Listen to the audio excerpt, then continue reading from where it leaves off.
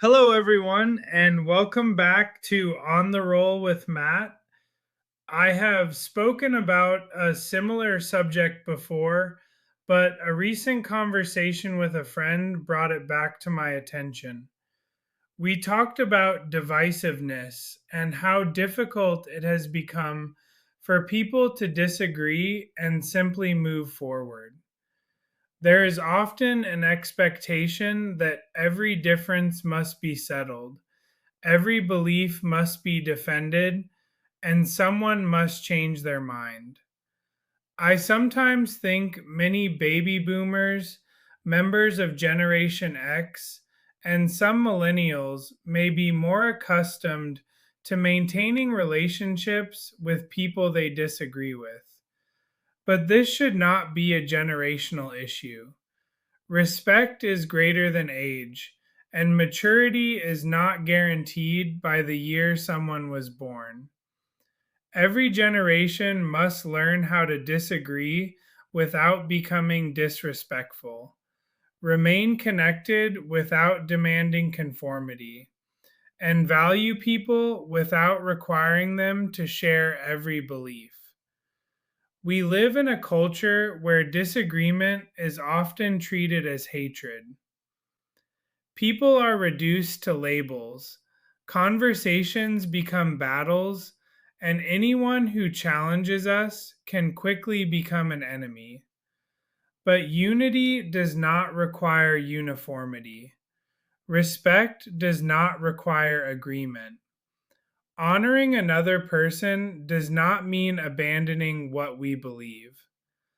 One of the clearest signs of maturity is the ability to stand firmly in our convictions while still recognizing the dignity of someone who sees the world differently. It is easy to respect people who agree with us. The true test of our character comes when we are challenged, misunderstood, or confronted with beliefs that oppose our own. Can we listen without immediately becoming defensive? Can we speak truth without becoming cruel? Can we disagree without trying to humiliate or silence the person in front of us? That is where maturity begins. There is strength in being content with disagreement. Not every conversation needs a winner. Not every difference needs to be resolved. Not every person needs to be convinced. Sometimes the healthiest conclusion is simply saying, "We see this differently, but I still value you."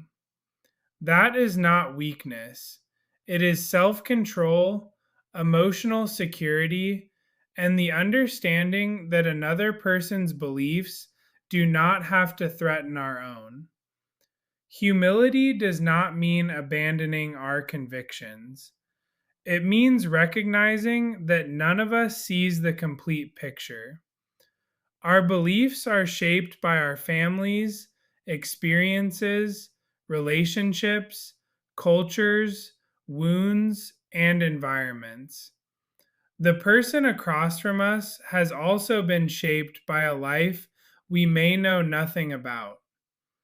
Understanding someone does not mean excusing harmful behavior. Accountability, boundaries, and truth still matter. But truth without humility can become arrogance. Accountability without compassion can become punishment. Conviction without love can become cruelty. We must learn to hold truth and compassion together. Bridging the divide does not mean pretending serious differences do not exist. It means refusing to allow those differences to erase another person's humanity. Too often, we reduce people to labels: conservative, liberal, religious, non religious, disabled, able bodied, addicted, sober. but no label can capture the full complexity of a human life.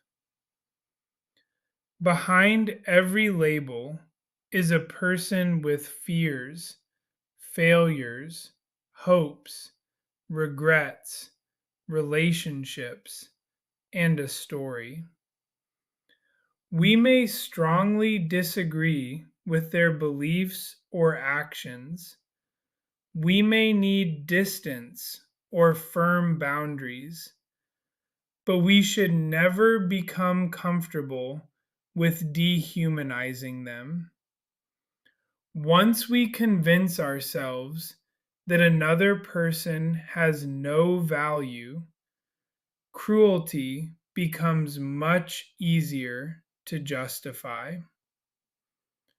For me, faith is central to this understanding. I believe every person is created with value and purpose.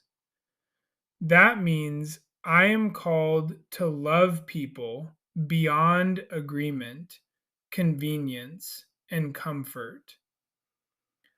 But even for those who do not share my faith, human dignity should never be conditional.